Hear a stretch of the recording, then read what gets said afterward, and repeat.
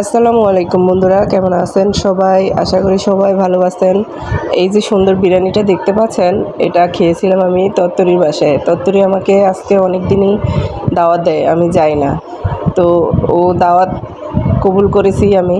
তো সন্ধ্যাবেলা গিয়েছি, ও আমার জন্য সব কিছু রেডি করে রেখেছে, বলছে আপু আপনি রান্না করবেন, আমি সব রেডি করে দিলাম। তো যেই কথা সেই কাজ, চলে গেলাম রান্নাঘরে। এই তো বিরিয়ানি রান্না করার জন্য প্রস্তুতি নিচ্ছি। ওখানে মাংস রান্না করতেছি, আর এখানে আলু আর গাজরটা ভেজে নিচ্ছি। এই দুইটা ভেজে দিলে মনে হয় একটু স্বাদটা একটু বেড়েই যায়। তো গাজরও দিই, কেউ খেতে চায় না, তারপরেও দিই গাজরটা, কারণ একটু স্বাদটা অনেকটা চেঞ্জ করে।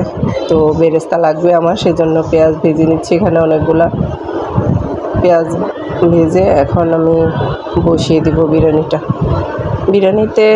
বিরিয়ানি রান্না তো সবাই মোটামুটি জানেন, সেজন্য ফুল রেসিপিটা শেয়ার করি নাই। আমি সব কিছু দিয়ে বসিয়ে দিয়েছি এখানে, দেখেন।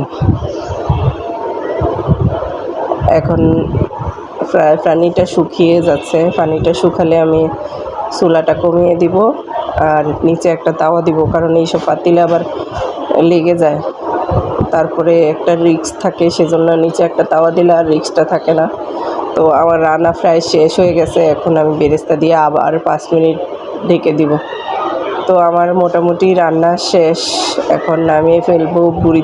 বুড়ি আর আমার আব্বাটাকে খেতে দিব।